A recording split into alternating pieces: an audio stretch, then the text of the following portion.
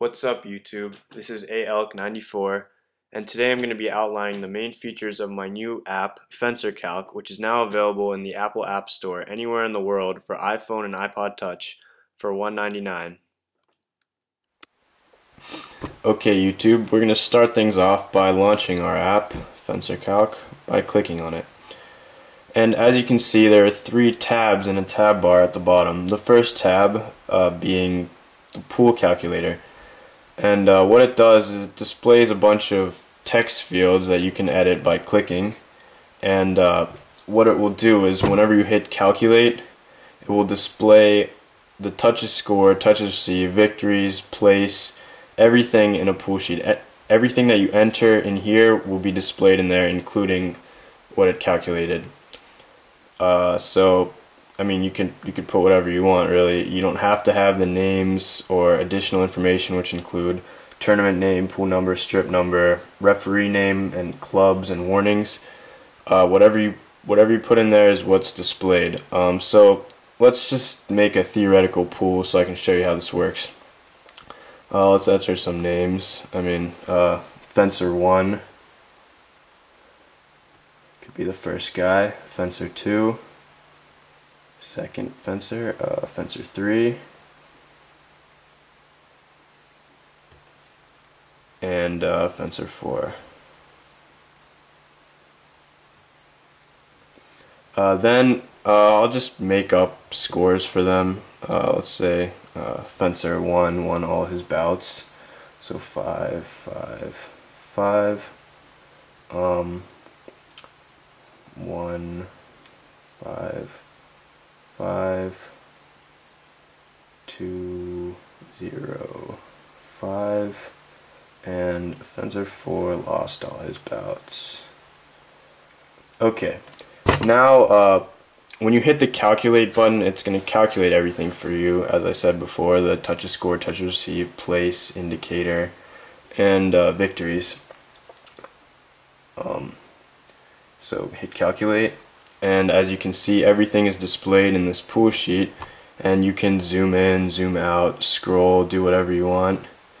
And whenever you hit this email button in the top right corner, it's gonna put the pool in an email message, which you can send anywhere you like, or even save the photo to your photo album. Let's delete draft. Back to the calculator. As you can see in the additional information section, if you click on it, say the first tab is or the first text field is a tournament name. We can input a name, say tournament, and strip number, pool number 1, referee name, etc. We'll just hit calculate and look, it puts the tournament name and pool and strip number, and then you can go back to your calculator. And that does it for the first tab of the calculator. You can also clear the calculator by hitting clear calculate, and it gives you an alert view that says, are you sure you want to clear it? And yes, we do. Then when you hit calculate again, everything's clear. The second tab displays a table view that gives you different options of about order. So say we did a pool of 4, we could do, say, pool of 7. And it displays the bout order. And it actually, a cool feature about it is if you hit the drawing button, it enables this switch in the bottom left hand corner. If this switch is in the off position, you can zoom in and out and scroll as you like, and then once it is on, you can actually draw with your finger and keep track of the bout order, which I think is a pretty intuitive way to do so. Then you can zoom out if it's off, or zoom in, do whatever you want, and go back and forth between here and here to record your pool information. And when you're finished, you can clear drawing, and it says, are you sure you want to clear all of it? And yes, we do. And they have the same thing for 4, 5, 6, 7, and 8. The last tab is a fencing timer, and basically it's pretty self-explanatory also. Start and stop, stops and starts the time, and the little plus and minus increase and decrease the score, and it can go up to 100 if you decide to fence that much. Go ahead. And then to reset the time, you either click 3 or 1. Then there's a reset score button that resets the score, and reset all that resets everything. And that's basically the timer.